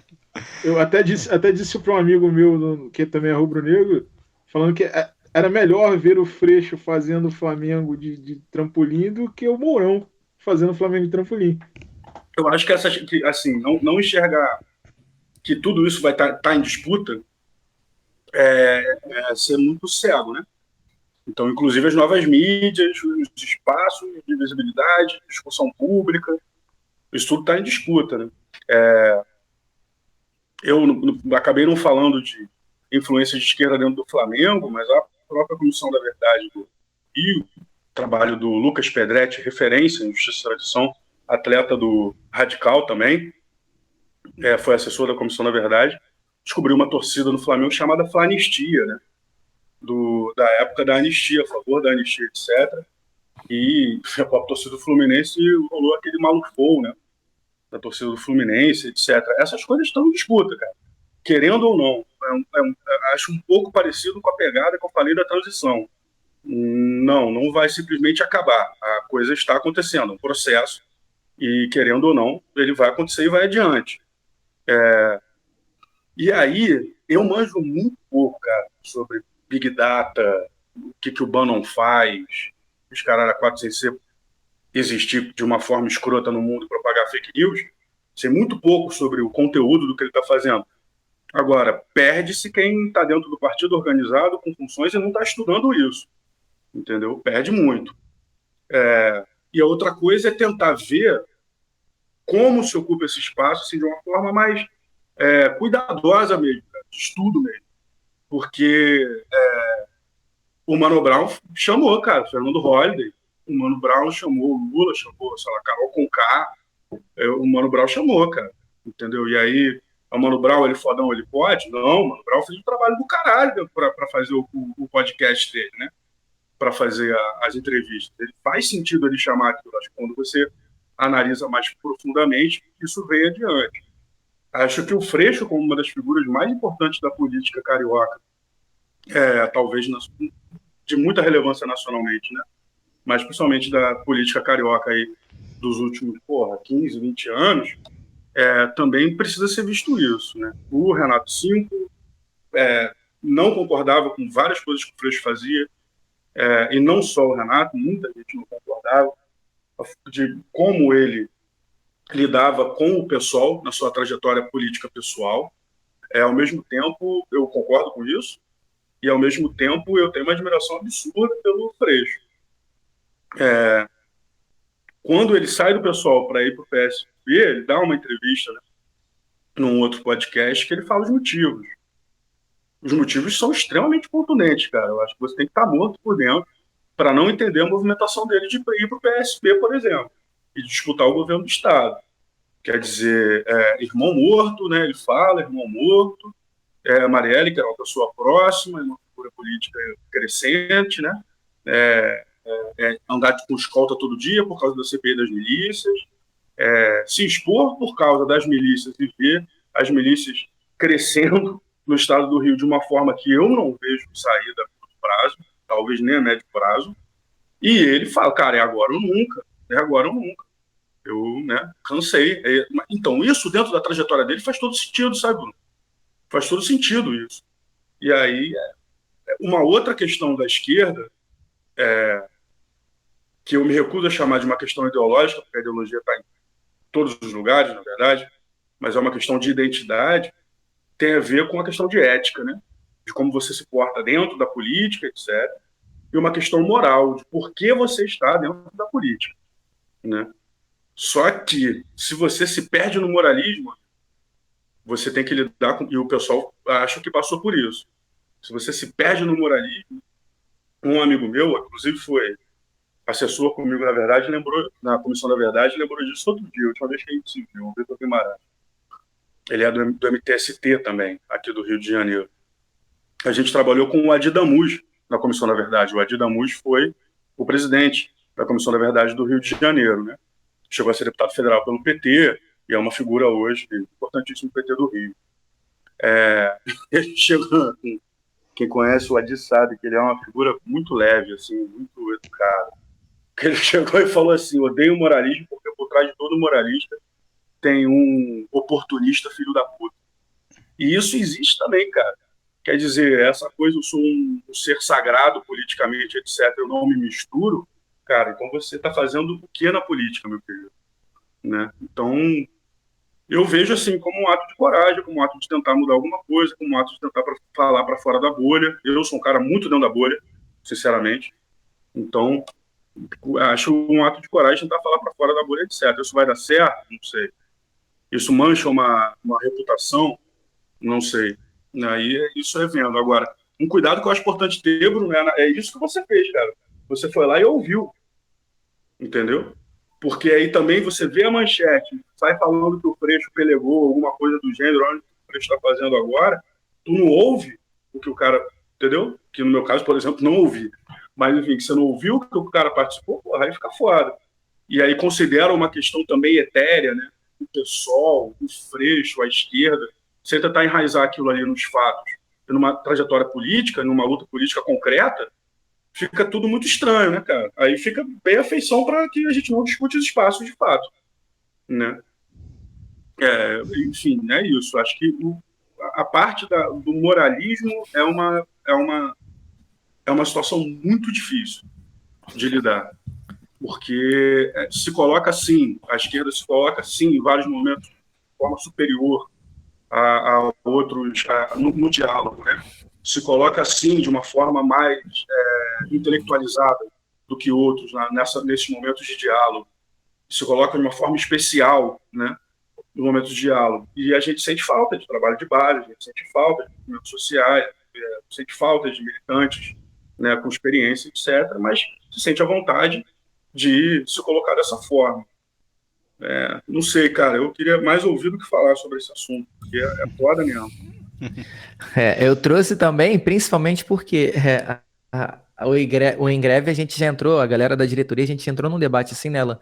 O Alan principalmente era um entusiasta de que se a gente trouxesse outras pessoas para o grupo que não são então envolvidas com política ou não tem um posicionamento pré-definido, seria uma forma didática de envolvê-los com assuntos mais progressistas, por exemplo. E a gente viu que não rolou muito bem. Chamar a galera do Dracon, né? Só que no momento de... Não. Esses aí não. Porra, cara, aí... Então, mas exatamente isso que eu ia falar. Porque aí a gente tá falando de polarização, entendeu? A galera, quem tá na polarização, ou podemos botar como dois extremos, o cara que é bolsonarista, ele não vai mudar o voto dele. Entendeu? Mas existe aquela galera que se arrependeu, existe aquela galera que viu que o Bolsonaro é um completo de um idiota, de um imbecil, e tá sem... Pô, mas também não quer votar no Lula. E é assim, Bruno, a gente elegeu o Whitney Houston. Bruno, mas nós temos de fato uma polarização? Porque assim, acho que sim. Quando você fala em polarização, você pensa assim, você pensa em extrema-direita. Se você falar em extrema-direita, você consegue me localizar. Qual é a extrema-esquerda?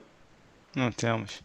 Então, mas na verdade não... Então, é mais ou menos polarização. Pra gente, a gente entende que não existe extrema-esquerda, a gente entende que o governo Dilma foi longe de ser um governo de esquerda. A gente estava falando de política antidrogas, a gente poderia facilmente entrar no governo, só que a gente não tá aqui para dar porrada na esquerda. O podcast é nosso, então que se foda, entendeu? A gente fala do que a gente quiser. Mas aí... Cara, pra gente, a gente sabe que é diferente, entendeu? A gente percebe a diferença do PT, do PSOL, do PSTU, entendeu? A gente percebe a diferença, mas a galera que tá lá do outro lado, podemos dizer assim, não percebe, o Nilton. A gente ouve assim, tu é professor, não conta. Entendeu? Eu já ouvi isso, tu é professor, então não conta. Você é de esquerda. Antes isso fosse uma regra, né? Porque a gente sabe que na sala dos professores não é bem assim. Exatamente, sobre isso até pedi uma parte aqui, uns trabalhos de maneiras que eu fiz com a comissão, até com muita ajuda desse Vitor que eu mencionei, assessor, a gente mudou o nome de um colégio, cara. Lá em Nova Iguaçu, que era Costa e Silva, se tornou o Colégio Abdias Nascimento, cara. Professor de história, amigo. Quando a gente estava conversando com a turma, explicando, caralho, homenagem. Homenagem tem que fazer para as pessoas que merecem homenagem, não para torturador e ditador, e caramba. E tal, o professor falou, mas eu acho errado mudar, porque vocês estão mudando a história desse lugar. O ideal seria construir uma escola aqui do lado. E aí sim, essa escola aqui do lado chamaria-se Abdias. Aí você ia deixar os dois convivendo do lado do outro. Porque isso que o Nilton falou é bem isso, né, cara? Tipo assim, agora eu me vejo defendendo Estado democrático de direito liberal, assim, sabe? Coisa mais básica, sabe? Tipo, caralho. Tipo, deixo de lado a parte revolucionária dentro de mim e, comunista, safado, tudo. Tipo assim, cara, não tem pontos de vista diferentes entre um racista e alguém que é pró-cotas, cara. Não tem ponto de vista. O cara racista deveria estar preso e o cara que é a favor de cotas deveria estar discutindo políticas públicas sobre cotas, ou não, se é o momento, como se faz, etc. Sabe? Também a gente está muito preso nisso, né? De que existem dois lados, sendo que o outro lado não devia. Sinceramente, não dá, cara. Bom, só para falar da questão do Bruno, que ele levantou do podcast do Freixo, no Flow, na participação dele no Flow, eu acho que determinadas posturas que o Freixo está fazendo, ele está fazendo, conforme o Pedro suscitou, se ele não fizer, ele não se elege. A população não é feita só de pessoas de esquerda, infelizmente. Sim. Né? Ele não isso se te elege. lembra... Agora, como ele faz isso, existe uma diferença entre ele dar uma entrevista no Flow e ele fazer um cartaz lá com uma estética meio duvidosa sobre a polícia militar, como ele lançou no Instagram outro dia, que ele foi ridicularizado, inclusive, pelo pessoal de direita. Ele foi ridicularizado por duas partes. Então, assim, parece aquele cara que está tentando se enturmar. O cara, ele quer se enturmar, mas não sabe fazer coisa direito. Então, acaba virando chacota. Né? Existe uma diferença. Com certeza, ele deve ter uma assessoria e alguém deve coordenar isso. Falar assim, olha só, o Flow, ok, mas esse cartaz aí ficou uma merda. Entendeu? Isso lembra um pouco... Eu não peguei um pouco... Eu não lembro muito bem da campanha do Lula em 2002, muito menos da anterior, eu sou mais novo aqui, mas isso lembra um pouco a movimentação que o Lula fez da campanha anterior de 98 para de 2002. O Lulinha Paz e Amor, né? Lulinha Pois Paz e Amor. lembra um pouco? Porra, se você pegar o Lula, a primeira candidatura do Lula, o Lula parecia um Neandertal, porra. Ele com pizza debaixo do braço, rugindo. Ele rugia, ele não falava. Parecia o Capitão Caverna. Entendeu? Aquilo, pô, o cara olhava aquilo, não é só o cara, não é só o comunista, é o comunista, sindicalista, grevista, que é um homem das cavernas, porra. É um bruto, é um grotesco. E aí coloca lá a contrapartida, eu não lembro com quem foi, se foi com o Collor, não sei quem era o adversário dele. Com o Collor. Mas pega o Collor, aí depois pega um Quercia desse da vida, o cara lá falando lá as cascatas dele com uma biblioteca atrás. E não era uma biblioteca dessa do Google hoje em dia, não, do Meet, não. Pegava lá um livro e tudo mais, aí cortava pro Lula, o Lula tava lá suando. Tem aquela já clássica entrevista do Boni, né? Que ele interferiu no debate. Foi editado. Debate com o Collor. Aí ele, com a desculpa de colocar os dois em pé de igualdade, né? Porque o Lula era muito popular, aí passou aqui uma resina para parecer que o Collor tá suado, e que não ia colocar polvilho aqui para parecer caspa, mas o Collor não aceitou. Aí é demais. Aí é demais. Eu vi muitas senhorinhas dizendo que ia votar no Collor porque o Collor era bonito. Lança o Molon para governador, então, cara. Temos aí uma preferência estética de candidato a governador anunciada pelo Bruno. Aqui, só voltando um pouquinho, eu achei muito bacana quando o Pedro citou o trabalho que o Mano Brown tá fazendo, que o Mano Brown é o cara mais papo reto assim, possível, né, cara? E eu fui na intenção de ouvir o do Lula, né, que tava todo mundo falando do Lula, depois eu fui ver, falei, caralho, Holiday, que porra é essa, mano? Eu fui ouvir, cara, assim, o Holiday é um moleque, né, cara, de uma geração, porra, influenciado por youtubers, né, de direita, e assim, o Mano Brown colocou o cara na corda um montão de vezes, o moleque pelo menos fez um caralho. Tipo, em vários momentos rolou assim, o cara nunca parei de pensar nisso, que são os nossos alunos, né, cara? Quem é que não passa essa porra dentro de sala? Né, cara? Mas o que eu reflito, Cadu, no caso do Holiday que você citou, do Mano Brown, que também fez tanto alvoroço quanto o Freixo no Flow, por motivos diferentes. O Holiday foi no Mano Brown, ficou na corda pro Mano Brown, e uma semana depois estava chamando o professor de vagabundo numa audiência. Sim, né? Sim. Entendeu? Tava travejando lá, o pessoal foi lá protestar, ele dizendo que você tinha que ir para casa e tal. Assim, o Holiday, ele tá no mesmo time de Tábatas do Amaral, né, cara? Ele sabe muito bem por que ele tá ali, o que ele tá defendendo, né? Mas, assim, se a gente for pegar o gancho, a provocação que o Bruno fez, bom, foi um programa de grande alcance, né, cara? A gente não pode dizer que ele mudou, virou a casaca de um montão de gente, mas essa dúvida, essa minhoquinha na cabeça, a gente, no mínimo, tem que colocar, né, cara? O próprio apresentador, o Igor, concorda com o Freixo em diversos momentos, e o Monark, não sei se vocês conhecem, o posicionamento dele é, no mínimo, estranho, ele reflete em certos momentos, sabe? Eu falei, cara, será que a galera também não vai refletir? Entendeu? Fiquei pensando nisso. Mas eu tenho uma pergunta também. E uma provocação. Uma pergunta e uma provocação, sendo que a pergunta é provocativa. Cara, 89, o Brizola não foi pro segundo turno por muito pouco, cara. O Brizola e o Lula tiveram uma votação parecidíssima. E teve isso também, né? Será que o que teriam feito com o Brizola se fosse o Brizola ainda? É essa parte da oratória que o Lula ainda não estava preparado plenamente para falar com o país inteiro. O Brizola já estava jantando, né? Já estava, porra, meu Deus. Se isso mudaria alguma coisa. E outra parada e talvez até mais com o Bruno, assim, porque a impressão que eu tenho é que todo mundo que fala assim, não, agora eu vou disputar na real, agora eu vou disputar para vencer, vindo da esquerda, né? Agora eu vou disputar para vencer. Agora eu vou. Qual é a primeira coisa? Para MDB, vamos conversar aqui, pô. Vamos conversar aqui. Vamos ver aqui um negócio mais legal aí para todo mundo. Não sei o que, não sei o que. Tipo, porra, é isso? Então vou disputar, hein? Aí chama o MDB para conversar. E aí tenta ver se você se encaixa nos planos do MDB. Tipo, o que é também disputar política institucional sem ser sentar na mesa com esses caras, entendeu? É possível, porque assim, desde que o mundo é mundo, que eu me entendo por gente, tem sido assim.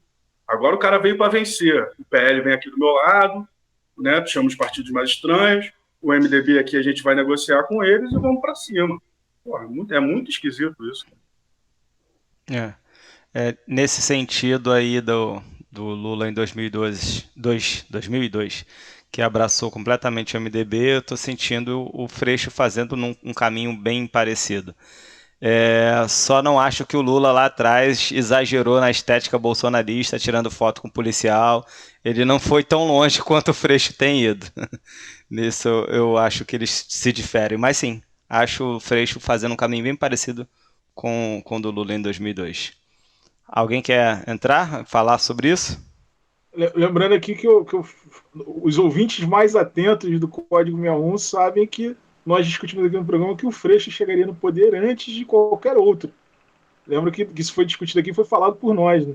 Não chegou a ser um consenso, mas lembra que eu falei, foi uma fala minha, que entre essas forças, né, do PSOL, Glauber, o Freixo na época, o próprio Chico Alencar, e mais o Boulos, né, que bateu na trave ali em São Paulo, o Freixo chegaria primeiro ao poder.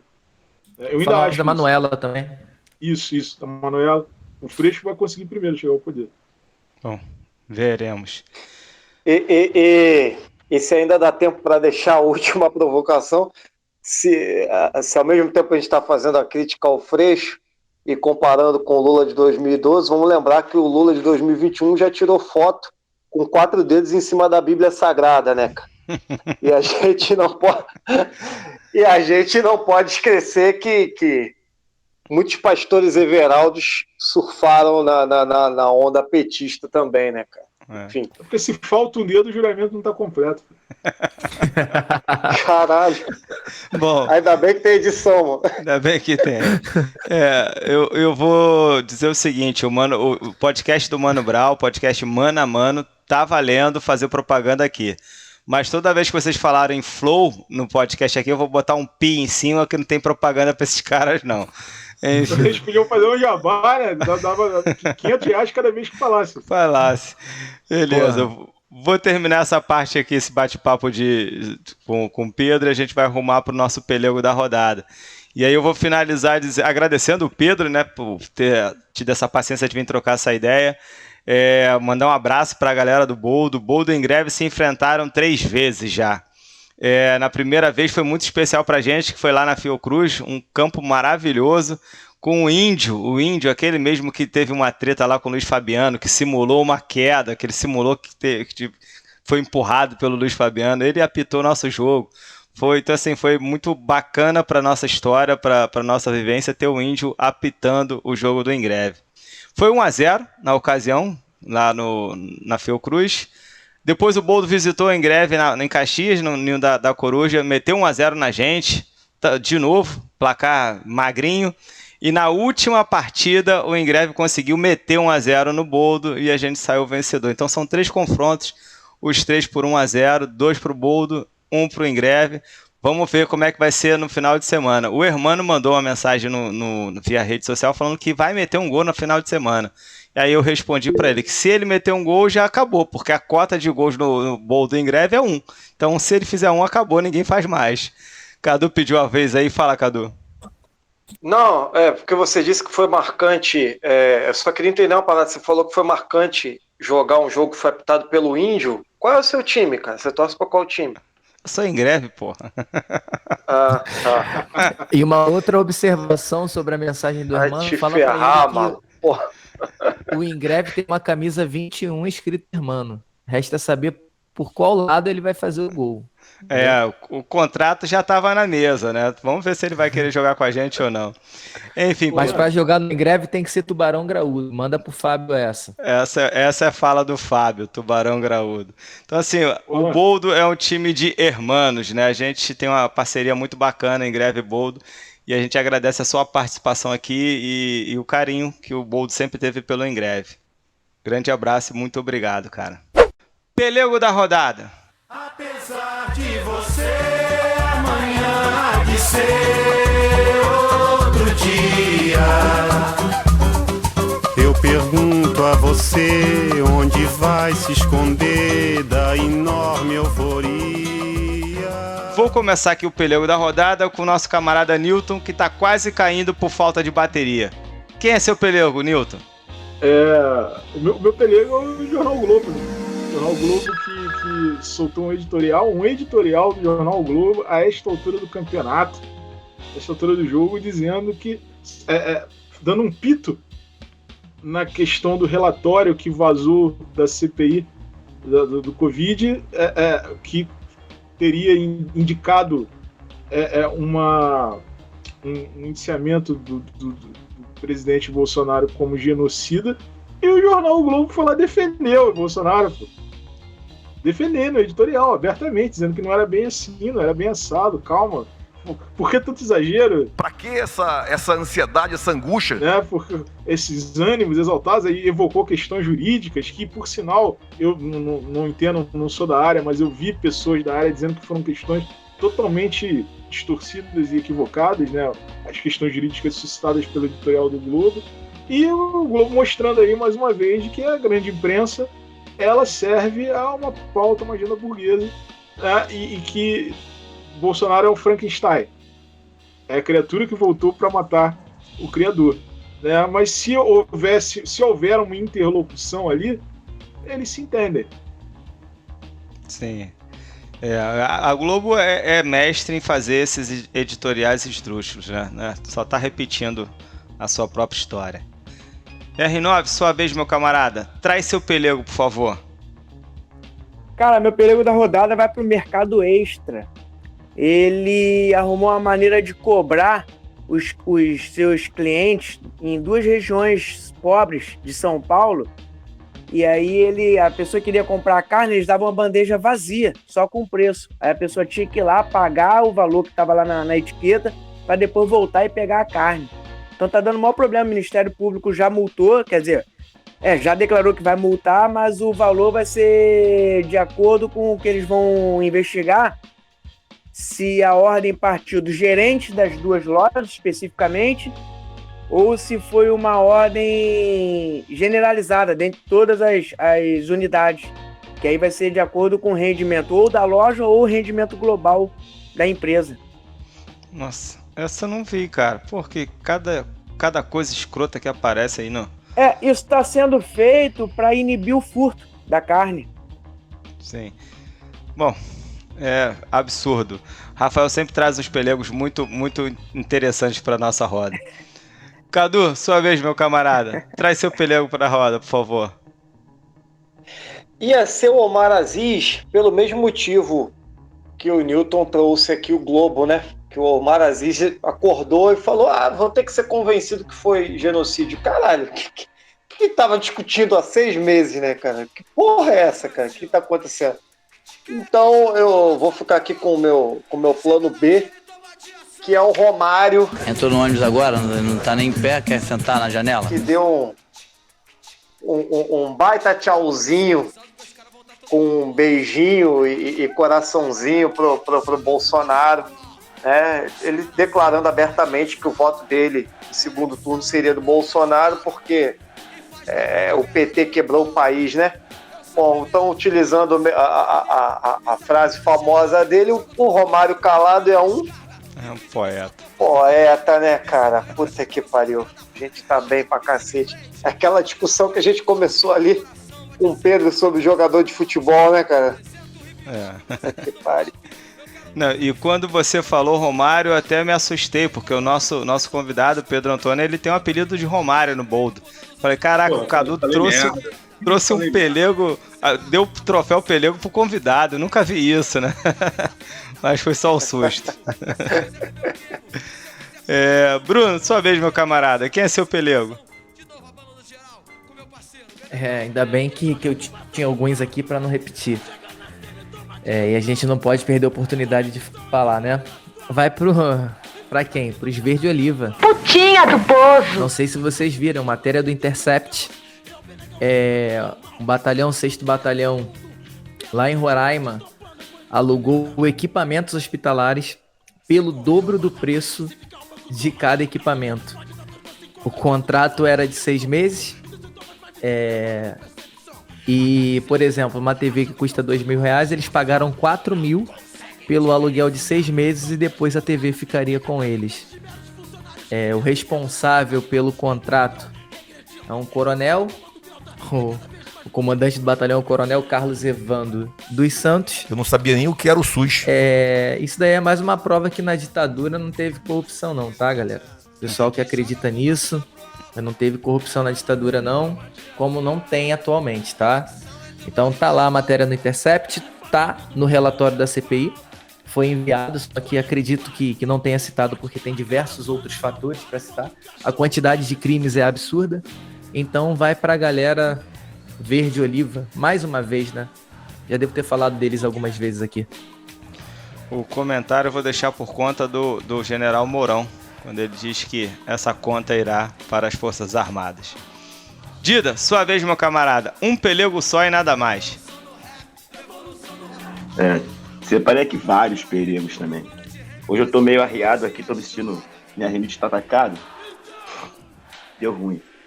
Mas o meu pelego vai para a diretoria do Bangu, que no último sábado era responsável pelo jogo da 4ª rodada do Campeonato Carioca Feminino de futebol, né? Bangu e Duque de Caxias, lá no campo do CFZ, né? E o jogo não tinha condições mínimas de acontecer. Relatos da diretoria do Caxias, não tinha higiene nos vestiários, não tinha policiamento, entendeu? Tinha torcedores circulando por toda a área do estádio, com venda de bebida alcoólica, até que em determinado momento, um torcedor extremamente alcoolizado invadiu o campo, circulou a extensão toda do campo, foi lá e deu um soco na jogadora do Duque, já no final do jogo. E isso virou uma balbúrdia, né, cara? Totalmente. Não sei se vocês viram os vídeos. Alguém viu o vídeo aí? Os vídeos da confusão, uma confusão generalizada. As meninas, a diretoria do Duque de Caxias correndo atrás de uns malucos lá da camisa do Bangu. Foi isso, cara. O que aconteceu ali foi um absurdo. E o mais incrível, ninguém falou nada da grande mídia. Eu até esperava que na televisão fosse falar alguma coisa, né, cara? Porque o cara invadiu o campo e deu um soco na jogadora. Então, meu pelego vai pra diretoria do Bangu aí, e também pra mídia, que não falou nada. Tá certa a indignação. Mas as meninas te mandaram bem, correram atrás dos rapazes lá e desceram a lenha nos moleques. Eu achei bem interessante, elas não deixaram barato, não. As jogadoras pegaram um ou outro lá que estavam nessa confusão. Pedro, sua vez, meu camarada. Quem é que você trouxe pra pelego? Porra, eu tinha separado uma galera, mas o pelego, cara, na vida e na morte. Cara. Ontem morreu o Colin Powell. Esse aí deu uma das maiores pelegadas aí da história das pelegadas. Porque além de ter ainda uma moral lá dentro, num governo republicano de merda, com George Bush, porra, Donald Rumsfeld, caralho, aquele vice-presidente, o Cheney, responsável por todas as merdas posteriores ao 11 de setembro. Esse cara foi responsável pelo discurso da ONU que legitimou a invasão do Iraque, que além de fuder mais ainda uma região completamente fudida, encheu de mentira a ONU por mais de uma hora e foi responsável por uma mudança de opinião pública absurda dentro dos Estados Unidos, que gerou a invasão do Iraque, mais de 500 mil mortos, por baixo, eu acho. E, porra, essa foi uma das maiores pelegadas, nunca foi responsabilizado a justiça de transição. Nunca foi responsabilizado, o território continua uma lástima e, pô, 80%, se não mais do que ele falou ali, era tudo caô, pura pelegagem. Exatamente. A gente tem aqui o troféu, né? O nosso troféu abacaxi se chama Troféu Bolsonaro. E dessa vez vai ser internacional. O pelego da rodada é o digníssimo pelego Colin Powell aí, que faleceu nesta semana. Estão me ajudando pra caralho aí, hein? Porra, assim quem ganha sou eu, porra! Ganhou, porra! Tá no rabo, gente. Apito final. Newton, você que tá com a bateria já no final, deixa o seu abraço aí e se despede da galera.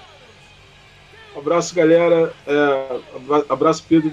Obrigado pela presença aí, obrigado pelo bate-papo, pelos esclarecimentos. Deixar um abraço aqui também para o aniversariante de hoje, o Chico Alencar, o grande Chico Alencar. É um cara sempre ativo aí nas pautas progressistas. Um dia, quem sabe um dia também vai vir bater papo aqui conosco, né? Seguindo a linhagem aí dos grandes flamenguistas, aí hoje teve o Pedro também, já tivemos o Glauber, né? Então vamos ver se a gente consegue chegar aí no Chico, aniversário dele hoje. E tem Fla-Flu, né? Tem Fla-Flu aí, né? O Flamengo aí todo desconfigurado e reconfigurado, vai pegar o Fluminense aí. Vai ter antes do Fla-Flu o jogo contra o CAP. Todo ano tem uma Copa do Brasil contra o CAP, né? Já virou tradição. Então, seguimos aí em frente. Até mais, pessoal. Até mais, Deus. Dida, sua vez, meu camarada. Até breve. Um abraço. Valeu, pessoal. Queria agradecer a presença do Pedro aí, por esse bate-papo bem bacana. E tamo junto aí pra próxima. Show. R9, tá contigo. Um abraço, meu camarada. Valeu, galera. Valeu, Pedro. Grande abraço. Valeu pela presença. Até sábado, principalmente no pós-jogo, que é o que mais importa. É a obrigação, né? Churrasco é obrigação. O Newton falou que o Flamengo sempre joga mal. E os times do Renato também sempre jogam mal. Antes do mata-mata, espero que também joguem mal entre os mata-matas, né? Sábado tem Fla-Flu. Espero mais uma vitória tricolor. Nosso Pantera Negra reaja, né? Porque a gente vai com ele até o final, que ele pegue lá a 9ª vaga da Libertadores. E ano que vem a gente surpreenda todo mundo com esse título aí. Grande abraço, saudações tricolores e até a próxima. Show. O Cadu, aquele abraço, meu camarada. Até breve. Abraço, galera. Obrigado a você que nos ouviu até aqui. Abraço pro Pedro, abraço pra galera do Boldo, que ainda não tive o prazer de jogar e ainda não vai ser esse sábado, estarei ocupado. Mas fica aquele abraço e abraço pra torcida Vaz Meriti. Eu já mandei um abraço para eles aqui uma vez, mas esse sábado eles fizeram uma ação social muito bacana do Dia das Crianças aqui perto. Eu só passei perto, o Benício ficou louco para ir, mas além de ainda ser um momento pandêmico, não estava preparado, mas foi uma ação social bem bacana. Que mais iniciativas como essa aconteçam entre as torcidas organizadas. Abraço, galera. Bruno, até breve, meu camarada. Grande abraço. Um grande abraço, galera. Trago boas notícias, Cadu. CRB empatou ontem, Goiás acaba de empatar com Londrina e o Coritiba termina o primeiro tempo empatando em 0-0. Estão deixando o Vascão sonhar, hein? Eles estão deixando a gente sonhar. Amanhã tem Botafogo e Brusque, tá? Se a gente ganhar e tudo permanecer desse jeito, assumimos a liderança, mas o que importa é subir de onde para onde a gente nunca deveria ter saído. Um grande abraço a todos, até sábado. No clássico entre Boldo e Greve. Gol do Curitiba agora. La puta que me pariu!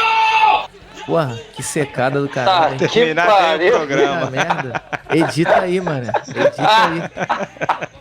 Edita, mano. Edita isso.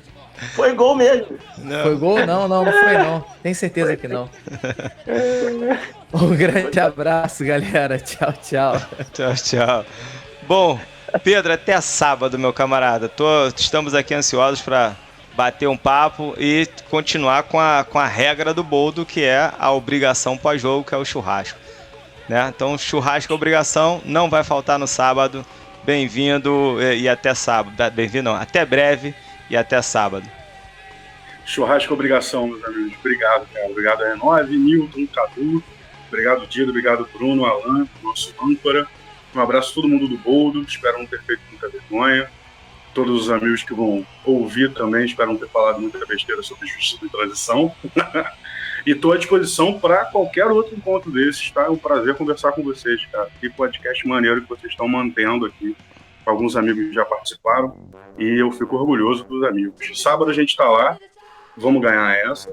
Acho que é muito claro que o Bold tá em ascensão plena, só não vê quem não quer. E vai ser um jogaço, como sempre foi. É um dos jogos mais prazerosos de jogar. Quem veste o manto alviverde sabe disso. Muito bom, muito bom. Então vou terminar com a frase nossa e uma frase do Boldo, né? Dizer que só a luta muda a vida e o churrasco é obrigação.